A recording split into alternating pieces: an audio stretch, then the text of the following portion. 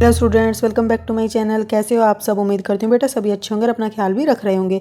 तो बेटा आज हम करने जा रहे हैं अपनी वर्कशीट नंबर 47। ठीक है, 6 to 8 क्लास के बच्चों के लिए बेटा 28 डेट की आपकी ये वर्कशीट है। ओके, हिंदी मीडियम में है बेटा। ठीक है, इंग्लिश मीडियम की अलग से बनेगी।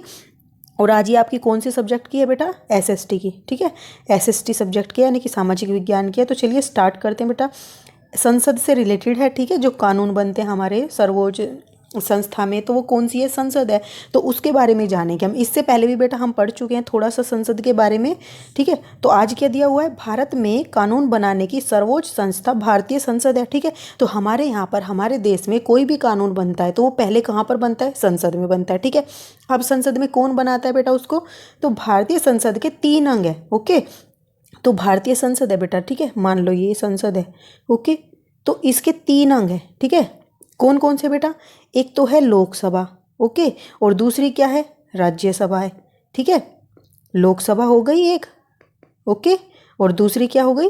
राज्यसभा हो गई। ठीक है, और बेटा सिर्फ ये 2 नहीं है। ठीक है, ये तो संसद हो गए 2 मतलब है। और तीसरा क्या है? राष्ट्रपति। ओके, ये भी इसके अंग हैं। किसके? सांसद के। कैसे बेटा? संसद के।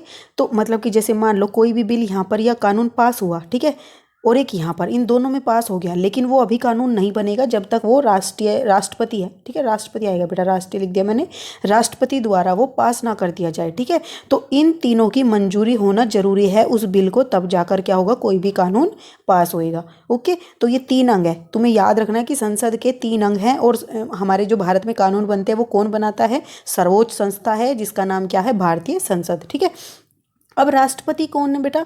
तो राष्ट्रपति का चुनाव कैसे होता है? राष्ट्रपति का चुनाव लोकसभा, राज्यसभा एवं राज्य विधानमंडल के निर्वाचित सदस्य करते हैं। अब बेटा देखो, लोकसभा तुम्हें पता चल गई, राज्यसभा पता चल गई कि ये संसद के विभिन्न अंग है। ठीक है, लेकिन अब ये राज्य विधानमंडल क्या आ गया? तो बेटा राज्य विधानमंडल ऐसे समझो कि जैसे हमारे देश में क्या थे? अलग अलग राज्य हैं। ठीक है, तो मान लो ये क्या है? एक पूरा भारत है। ओके, मैं नक्शा नहीं बना रही हूँ, बस ये बता रही हूँ, ये भारत है। तो भारत के ऊपर एक सरकार है। ठीक है, और अलग अलग जो उसके राज्य होते हैं बेटा भारत के अंदर, इन सब में भी क्या होती है? अलग अलग सरकार होती है। इसी तरीके से बेटा अलग अलग मतलब कि राज्य के अंदर भी एक मंडल होती है। ठीक है, जिसको हम क्या बोलते हैं? राज्य विधान मंडल। ठीक है, उसके भी आगे 2 भाग होते हैं, मतलब कि विधान परिषद होती है उसके अंदर और विधान सभा होती है। ठीक है, लेकिन जो बेटा विधान परिषद होती है वो सिर्फ कुछ ही राज्यों में है। ठीक है, 6 राज्यों में है बस। तो तुम ऐसे समझो, ये संसद हो गई। ठीक है, संसद के कितने हैं? 3 अंग हैं। कौन कौन से? राष्ट्रपति है, लोकसभा है और राज्यसभा है। ठीक है, अब बेटा जो राष्ट्रपति हैं इनका चुनाव कौन करता है? लोकसभा करती है, राज्यसभा करती है, और एक और होती है बेटा राज्य विधान मंडल। ठीक है, उस राज्य विधान मंडल में 2 भाग होते हैं। ठीक है, विधान परिषद होती है उसके अंदर, और इसके अंदर क्या होती है? विधानसभा।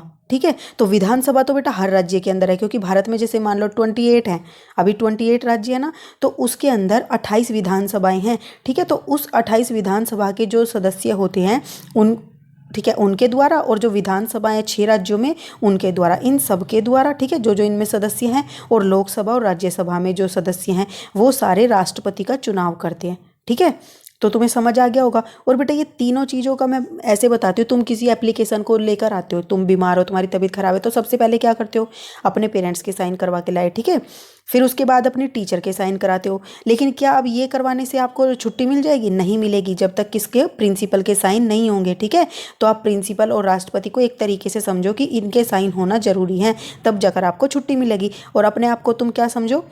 लोकसभा समझो, और टीचर को राज्यसभा समझो। ठीक है, तो इन तीनों के थ्रू ही कोई कानून पास होता है। इसी तरीके से इन तीनों के थ्रू आपकी छुट्टी मिलती है। ठीक है, अब बेटा आगे क्या है? और जो राष्ट्रपति हैं उनका चुनाव कैसे होता है? जैसे कि अब तुम हो, अरे प्रिंसिपल हैं बेटा। ठीक है, तो प्रिंसिपल का चुनाव कैसे हुआ? इस तरीके से समझ लो कि भाई टीचर्स ने, बच्चों ने मिलकर, ठीक है, इस तरीके से किया। और जो हमारे ऊपर होते हैं, प्रिंसिपल के भी ऊपर होते हैं जो, उन सब ने मिलकर किया। ठीक है, कुछ कुछ ऐसे समझ सकते हो, एग्जैक्ट तो नहीं। तो बेटा अब ये क्या है? संसद के सदन है। ठीक है, अब हम इनके बारे में पढ़ेंगे। हमने ये पढ़ लिया कि जो कानून बनते हैं वो क्या होते हैं? भारतीय संसद के द्वारा बनाए जाते हैं। ठीक है, और उसके 3 अंग होते हैं। राष्ट्रपति होता है उसमें, लोकसभा होती है और एक राज्यसभा होती है। ठीक है, तो राष्ट्रपति तो हो गए, अब बेटा ये राज्यसभा और लोकसभा क्या है, तो ये संसद के सदन है, ठीक है। तो सदन, लोकसभा सदन को क्या बोला जाता है, निम्न सदन, ठीक है, निचला सदन बोला जाता है। क्यों बोला जाता है बेटा, क्योंकि लोक माने क्या होता है, लोग, एक तरीके से समझो व्यक्ति या लोग, ठीक है। तो लोग मतलब क्या हो गया बेटा, कि जो जनता के द्वारा, ठीक है, लोक माने एक तरीके से जनता होती है, तो जनता के द्वारा जो सभा बनाई गई, यानी कि जो उसमें सदस्य भेजे गए चुनकर, तो वो लोकसभा में आए, ठीक है। और वो कितने होते हैं, कुल 545 सदस्य होते हैं, ठीक है। तो उन 545 में से बेटा 543 तो जनता के द्वारा चुने जाते हैं, लेकिन जो दो रहते हैं इसके अंदर वो होते हैं आंग्लो, इसको बेटा आंग्लो बोल लो, ठीक है, या आंगल बोलो, आंगल भारतीय समुदाय के होते हैं, ठीक है। अब ये क्या होते हैं बेटा, ये वे होते सदस्य उस समुदाय के जिसको राष्ट्रपति द्वारा मनोनीत किया जाता है। मनोनीत मतलब एक तरीके से चुनना होता है, सेलेक्ट करना। तो ये मतलब कि किसके द्वारा, तो तुम्हारे राष्ट्रपति के द्वारा चुने जाते हैं, ठीक है।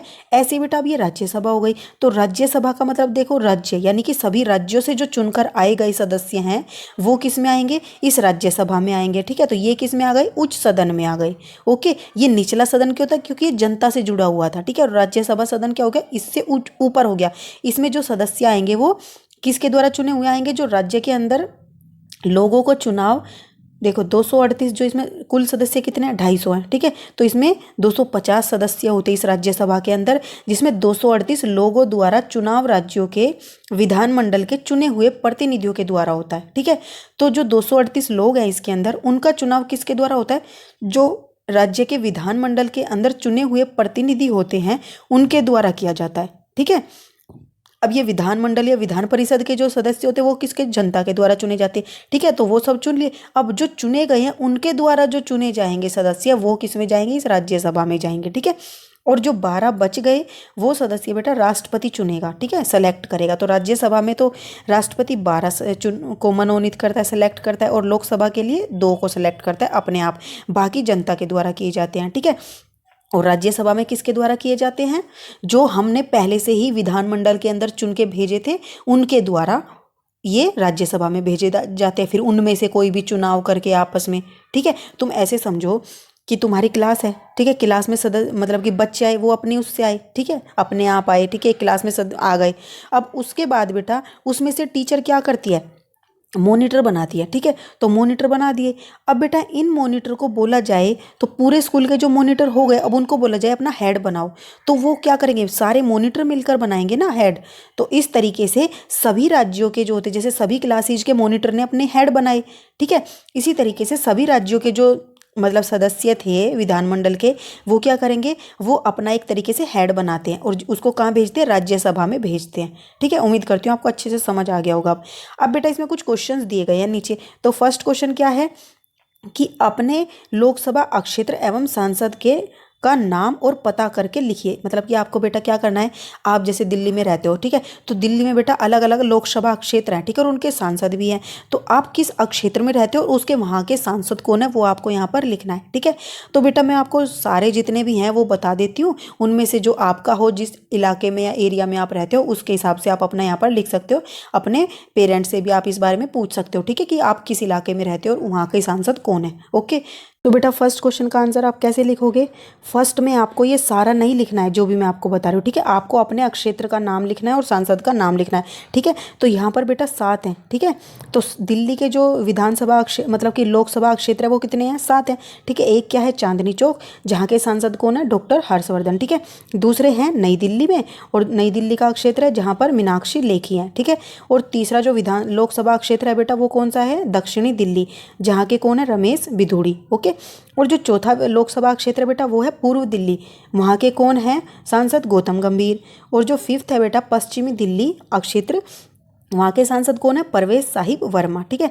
और जो छठा है आपका बेटा लोकसभा क्षेत्र वो कौन है, उत्तर पूर्वी दिल्ली, यहाँ के विधानसभा क्षेत्र के सांसद कौन है, विधानसभा नहीं बेटा लोकसभा क्षेत्र के, तो कौन है, मनोज तिवारी, ठीक है। उत्तर पश्चिमी दिल्ली के बेटा कौन है, हंसराज हंस, ओके। तो ये 7 बेटा लोकसभा क्षेत्र हैं। इनमें से आपको फर्स्ट में सिर्फ एक लिखना है, जिस भी एरिया में आप रहते हो, जिस भी क्षेत्र में आप रहते हो वहाँ का लिख दोगे। मान लो आप नई दिल्ली में रहते हो तो आप लिखोगे कि मेरे लोकसभा क्षेत्र का नाम नई दिल्ली है और यहाँ के सांसद का नाम मीनाक्षी लेखी है, ठीक है। इस तरीके से आप लिख सकते हो, ओके।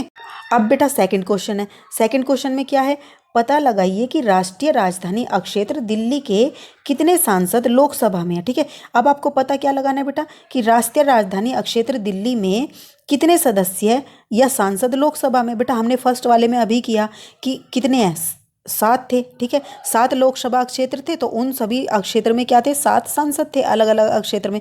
ठीक है, तो हमें ये तो पता चल गया कि 7 हैं लोकसभा में, एवं कितने सांसद राज्यसभा में हैं उन सभी के नाम भी लिखिए। तो बेटा इस क्वेश्चन में हम कैसे करेंगे, चलिए देखते हैं। अब बेटा सेकंड क्वेश्चन क्या है आपका, सेकंड कैसे लिखोगे। तो सेकंड में है दिल्ली में, आपसे पूछा था कि दिल्ली में लोकसभा के कितने सदस्य और राज्यसभा के।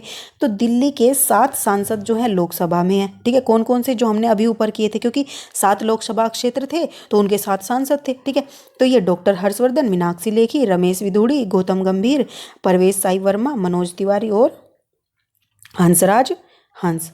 ठीक है, अब बेटा उसमें क्या बोला है कि राज्यसभा में, तो दिल्ली के 3 सांसद राज्यसभा में कौन कौन से, संजय सिंह, ठीक है, और कौन से बेटा, नारायण दास गुप्ता और सुशील गुप्ता। ठीक है, तो ये आपका सेकंड का आंसर हो जाएगा। अब बेटा थर्ड क्वेश्चन। ठीक है, तो थर्ड क्वेश्चन में क्या है, राष्ट्रपति द्वारा कितने सदस्यों को लोकसभा एवं राज्यसभा के लिए मनोनीत किया जा सकता है। ठीक है, तो राष्ट्रपति द्वारा कितने सदस्यों को लोकसभा और राज्यसभा के लिए मनोनीत किया जा सकता है बेटा। तो हमने अभी पढ़ा था कि राष्ट्रपति क्या करता है, 2 सदस्य तो लोकसभा के लिए मनोनीत करता है। ठीक है, और क्या करता है, 12 सदस्य राज्यसभा के लिए मनोनीत करता है। ठीक है, इसको आंसर को कैसे लिखेंगे मैं अभी आपको दिखा दूंगी। ठीक है, अब बेटा ये क्या है, फोर्थ क्वेश्चन, पता लगाइए कि भारत में राष्ट्रपति का चुनाव कौन करता है। तो बेटा भारत में राष्ट्रपति का चुनाव कौन करता है, हमने अभी पढ़ा था, ऊपर देखो कि भारत में राष्ट्रपति का चुनाव लोकसभा, राज्यसभा एवं राज्य विधानमंडलों के निर्वाचित सदस्य करते हैं। ठीक है, अब इनके आंसर कैसे लिखोगे बेटा वो दिखाती हूँ मैं।